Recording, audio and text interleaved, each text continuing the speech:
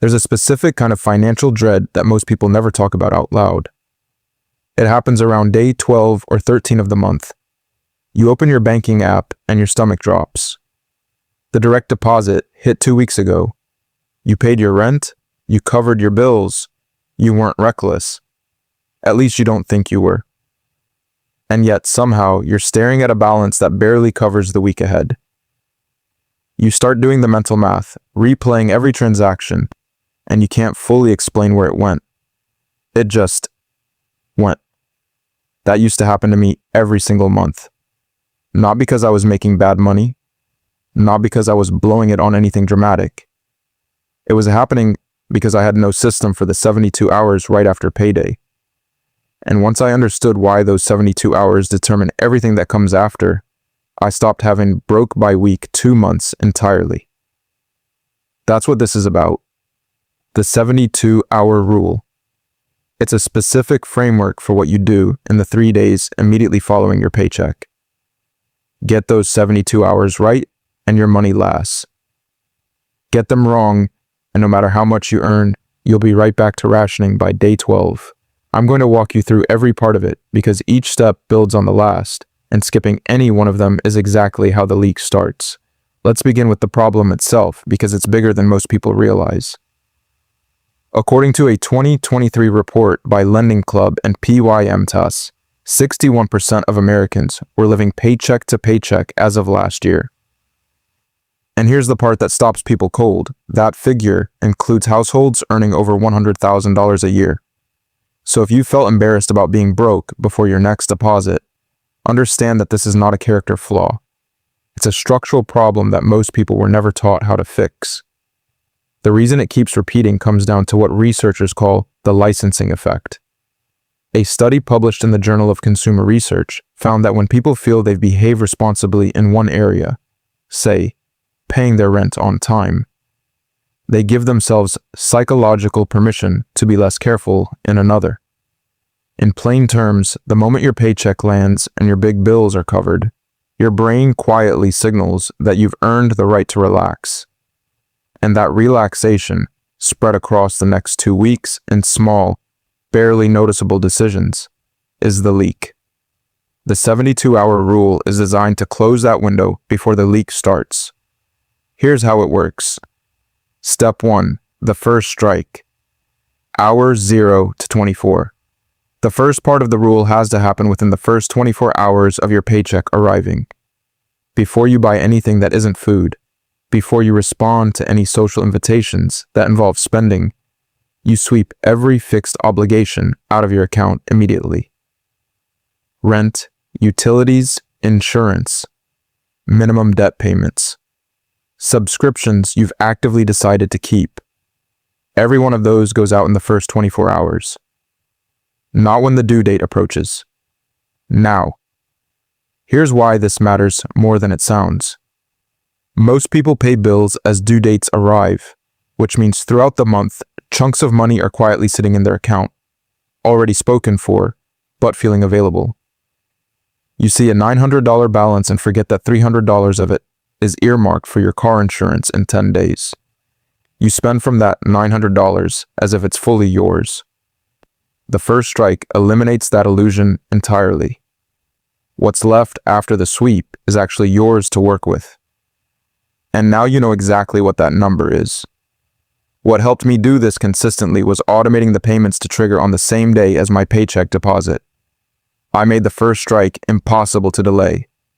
After a few months of running this, the quiet financial anxiety that used to sit in the back of my mind all month, that low hum of, I think I have enough, but I'm not sure, it just stopped.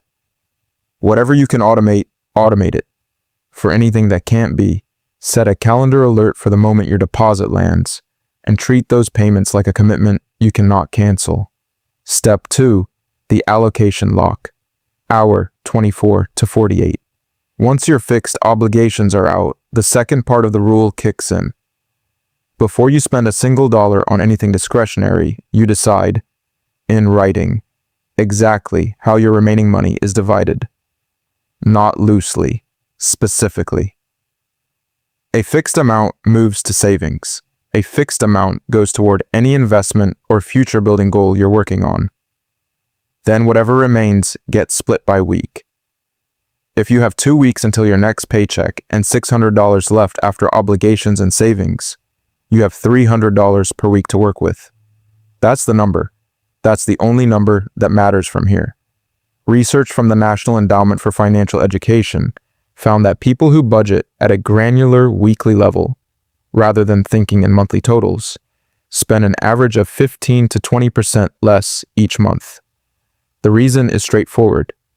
A monthly figure feels abstract. A weekly number feels real and immediate. When you know you have $300 for the next 7 days, every spending decision gets quietly filtered through that lens. Some people use cash for their weekly allocation because handling physical money makes the cost of spending tangible in a way that card transactions never do. Others keep the weekly amount in a separate account. The method matters less than the principle. Allocate first, spend second. This has to happen before the dinner plans, before the online browsing, before the weekend. If the allocation lock doesn't happen within 48 hours of payday, it usually doesn't happen at all. And that's where the month starts going sideways. Step 3, the impulse quarantine. Here's where I want to pause and ask you something. Think about your last 3 unplanned purchases, not bills, not groceries, but things you didn't intend to buy when the day started. How many of those happen within the first 48 hours of your paycheck arriving? For most people, the honest answer is almost all of them, and this is backed by real data. A study by the Credit Union National Association found that 40% of impulse purchases happen within the first 3 days after receiving income. The fresh paycheck feeling creates a false sense of abundance, and the brain is primed to spend in exactly that window. The impulse quarantine works like this.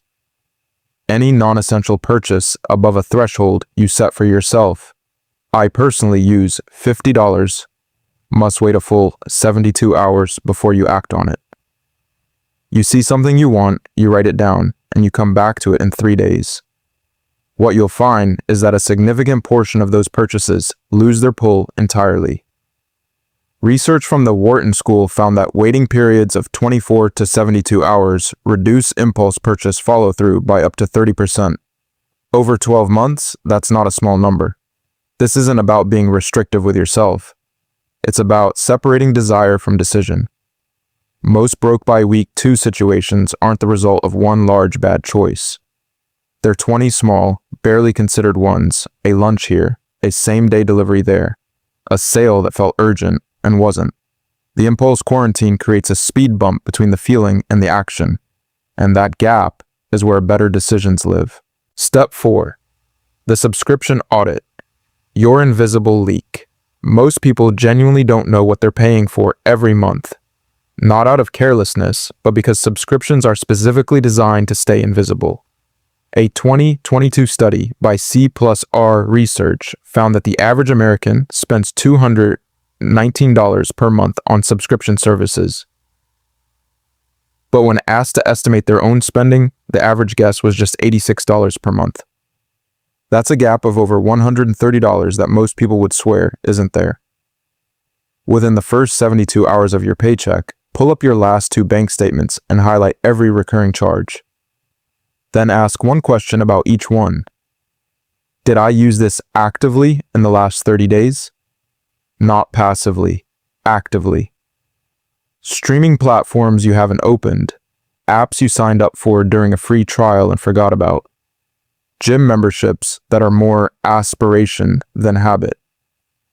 Anything that doesn't get a clear yes either gets canceled or paused until it earns its place back. I did this exercise a couple of years ago and found 4 subscriptions I had genuinely no memory of signing up for. Together, they added up to just over $60 a month. That's $720 a year leaving my account silently, without a single decision being made. The subscription audit isn't a one-time event either. Companies build their entire business model on billing inertia, the assumption that you won't notice until you do. Do the audit every quarter and make the 72-hour window after payday one of your standard triggers for it. Step 5. The weekly check-in lock. The final piece of the framework is what holds everything else together over time. Once you've completed the first 4 steps, you commit to a 10-minute financial check-in every 7 days. Same day, same time. You look at your actual balance, compare it to your weekly allocation, and note whether you're on track, ahead, or behind. This sounds almost too simple to be worth mentioning, but avoidance is the single biggest behavioral reason people end up broke by week 2. When financial anxiety rises, the instinct is to stop looking. A 2021 study in the Journal of Financial Therapy found that financial avoidance, literally not checking accounts or statements, was the strongest behavioral predictor of ongoing financial distress, stronger than income level, more predictive than debt amount. You cannot steer with your eyes closed. The weekly check-in does one more thing that's easy to underestimate. It creates self-accountability in real time. The moment you see that you've spent $200 of a $300 weekly budget by Wednesday, your behavior adjusts automatically. You don't need willpower at that point. You just need the information. Awareness is regulation. Most people spend without awareness, which is exactly how $300 disappears across a week without a single memorable purchase to show for it. Set the recurring reminder now. Give it a name that means something to you. Treat it as a standing appointment. Here's the thing I want you to leave with. Being broke 2 weeks after payday is not a money problem. It's a timing problem. It's what happens when the 72 hours after your paycheck arrive with no structure, when bills get paid whenever, when savings get whatever happens to be left, when spending moves by feeling rather than by plan. The 72-hour rule is not a budget. It's a system for protecting the period when your money is most vulnerable. Start with one step. If you're doing nothing right now, start with the first strike. Get every fixed obligation out in the first 24 hours and see what kind of clarity that single move creates. Then add the allocation lock. Then the impulse quarantine. Build it one layer at a time, and within 2 or 3 pay cycles, you'll stop recognizing the version of yourself that used to feel anxious by day 12.